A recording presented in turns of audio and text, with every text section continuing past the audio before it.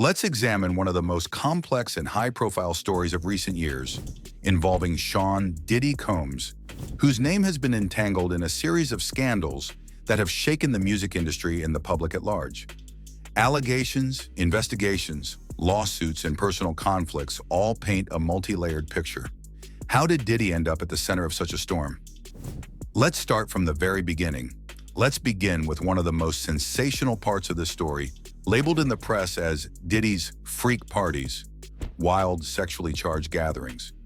Diddy's former partner, singer and model Cassie Ventura, claims these parties were more reminiscent of shocking adult films than typical star-studded celebrations.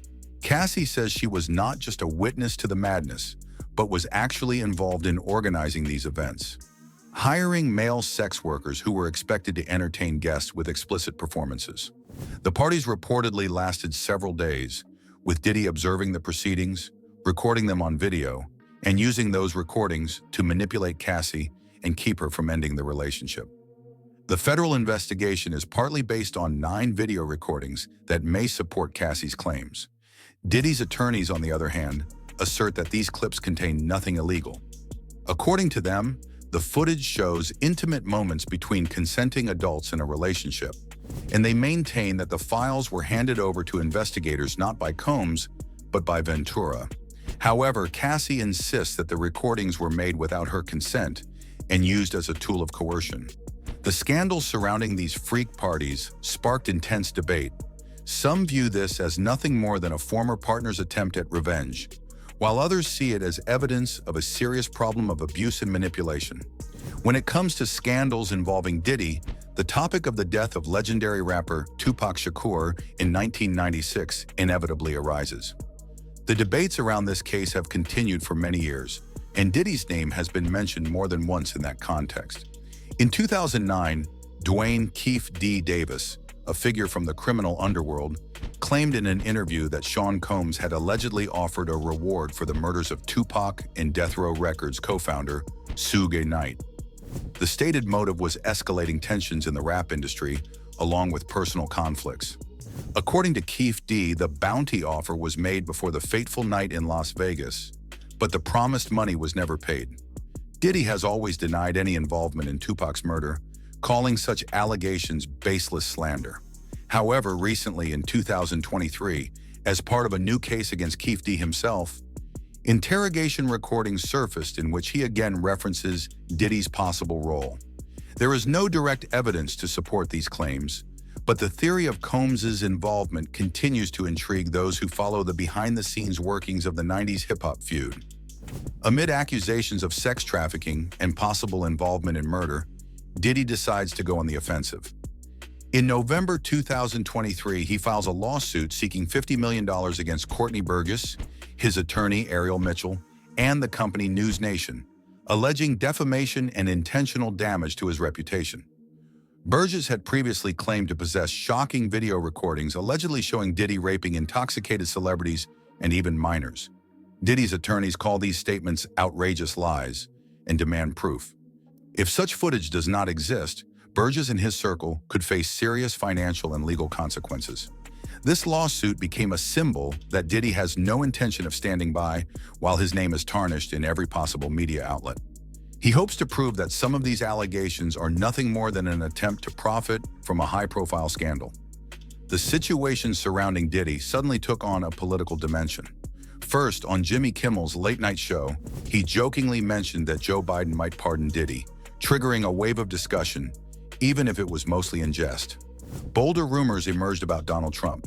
The press began to speculate that if Trump returns to the White House, he might pardon Sean Combs in the first 100 days of his administration.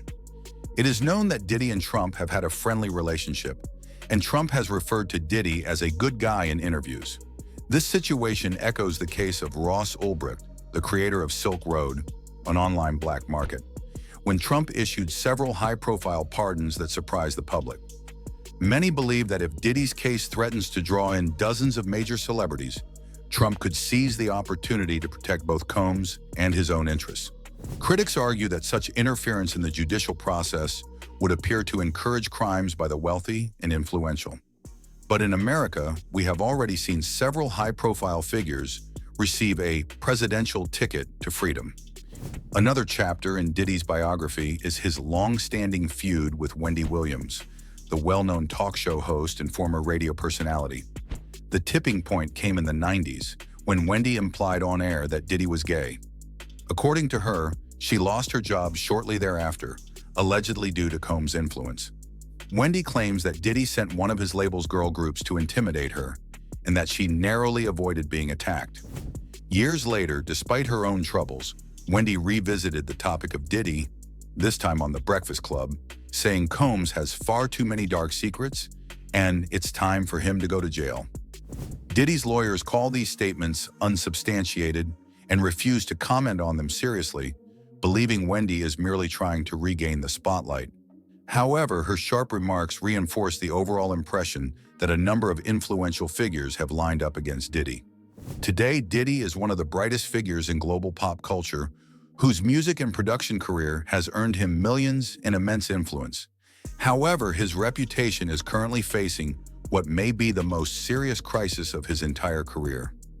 Accusations of organizing freak parties and sex trafficking, possible involvement in Tupac's murder, multi-million-dollar lawsuits, political speculation, and old scores with Wendy Williams, all of this combines to create an image of a man whom some consider an unjustly persecuted superstar, and others see as an example of how power and money can enable someone to avoid accountability.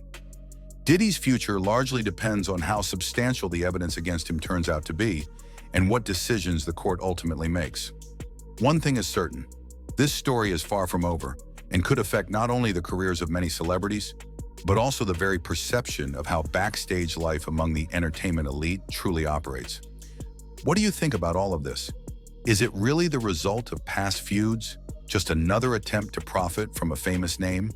Or are we finally on the verge of exposing the dark side of one of the most influential producers of our time?